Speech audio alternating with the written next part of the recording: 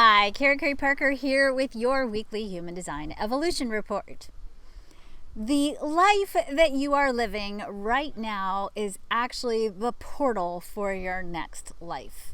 Meaning this: what you do in this lifetime sets the stage for what you create next. The way in which you live your life right now is building a template for the next reality in this planet, and even perhaps the next reality in your own cycles of incarnation, if you believe in reincarnations. If you've been alive as long as I have, you probably have had several incarnations in your life already. Certainly, I will say for me personally, who I am today at almost 54 is very different than who I was, say, at 24. That person who was 24 was a very different incarnation of my life story that I'm embodying in this big lifetime. How you live your life right now is setting the stage for what else you're going to create. And for us to create what we really want to be creating in our lives, we want to move our story to a different level. We want to change the nature of our life. To do that, we have to embody the story, the template, the energy, the archetypes that we want to be creating in the future. Let's look at it this way. If you wanted to create a world of, let's say, equitable, sustainable peace, as I do, for you to create that world, this is not a mental thing.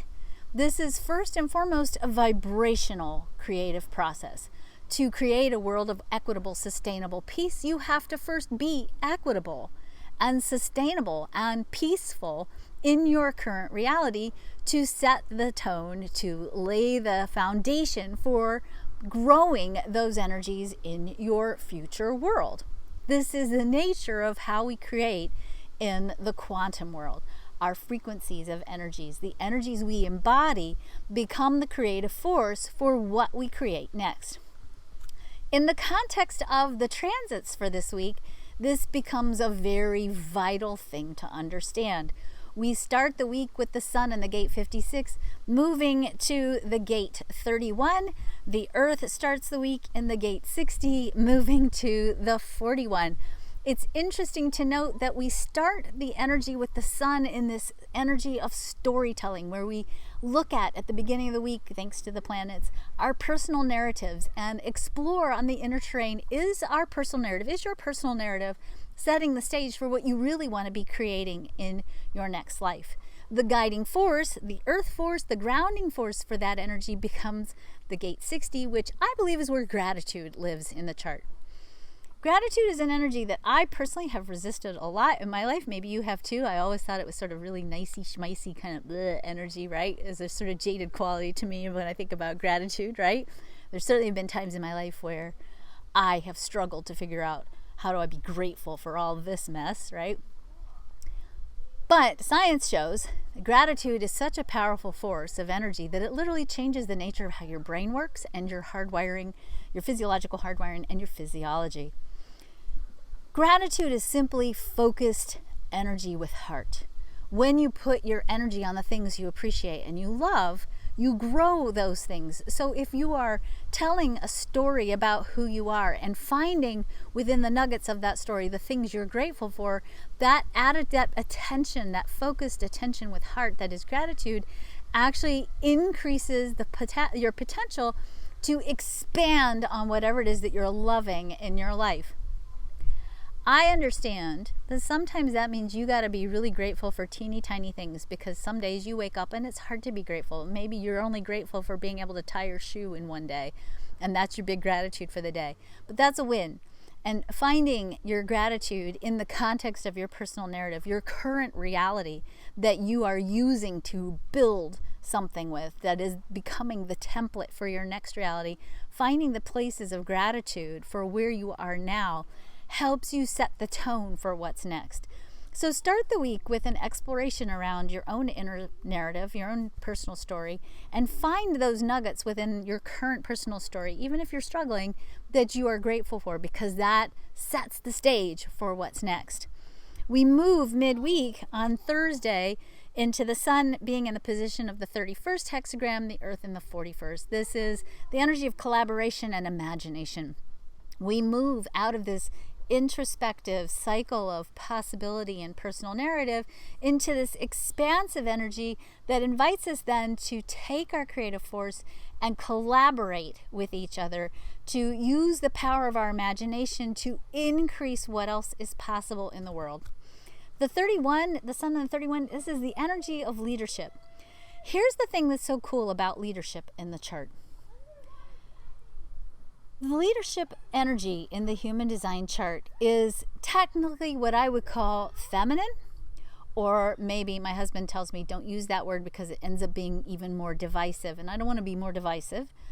Maybe quantum might be a better way of putting it. The leadership energy in the human design chart is quantum, meaning this: it's responsive, it's collaborative, it seeks to increase the well-being of everyone around it. That is the highest potential expression of leadership for all of humanity. Leadership in the design chart shows us that we rule and we lead from our hearts, that we rule and we lead with compassion, and that ultimately whatever we end up leading people into serves the function of increasing the well-being of everyone who is impacted by the power and the leadership in the chart. That's the true nature of how we are designed or hardwired to lead. When we look at that energy of leadership, we see that for us to be able to be effective collaborators, for us to increase the quality of well-being in our own lives and in the lives of others, we have to also embody the energy of sufficiency or enoughness. Meaning you can't create well-being, you can't expand on well-being for the people around you if you're in a competitive mindset, if you're creating from a place of lack, if you're creating from a place of I got to get my share, I have to warehouse my share of what's out there because I might not have enough in the future. Enoughness is an experience. It's not just about owning, it's about embodying the frequency of being enough, having enough, feeling enough, having a personal narrative that speaks into the quality of enoughness of who you are. And you are enough in every way. When we can embody that energy, then we can truly collaborate with each other and increase the sufficiency available not only to ourselves personally, but to everyone we touch through our own leadership. And that leadership, by the way, isn't about force. It isn't about grabbing the mic and taking the stage.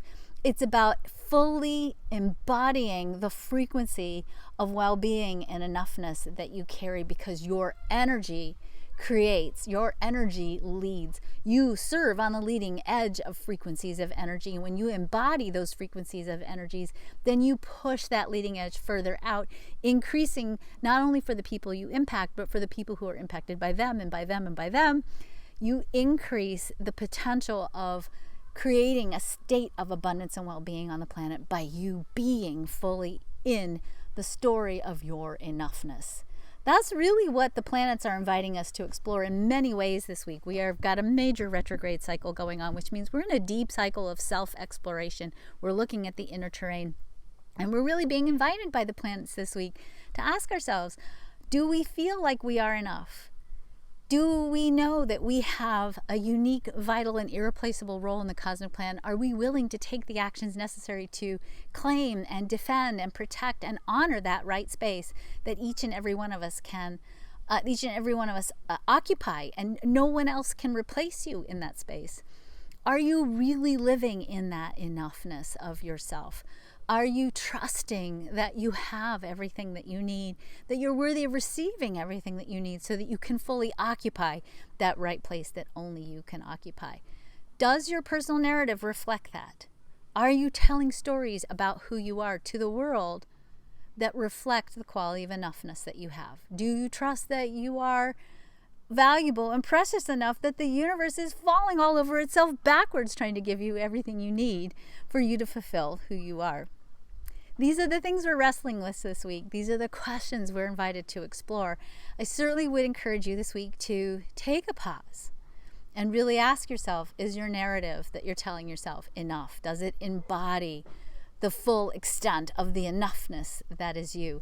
Are you allowing yourself enough? Are you creating for yourself enough? Are you collaborating with the world in a way that reflects your belief in the sufficiency of the universe? And are you creating peace and the future world that you're going to be stepping into, embodying that template that you're generating by virtue of your attention, your focus, and your gratitude? Are you building that template based on a foundation of enoughness? So, big questions for this week. Be prepared this week for feeling a little bit like you're stuck in cosmic goo. There's not a lot of momentum this week. It's really more introspection this week. So, not necessarily a good week to launch big things, but definitely a week to embody powerful frequencies as we keep chugging along in this retrograde cycle. I promise things are going to speed up and get a little bit better towards mid-August, second or third week in August. You're going to see a little bit of a shift, but definitely a push me, pull you, cosmic goo kind of a week too. So instead of trying to go out and do things, sit quietly with yourself, take some pause time, downtime, and craft a narrative that's really worthy of the truth of who you are. Have a great week.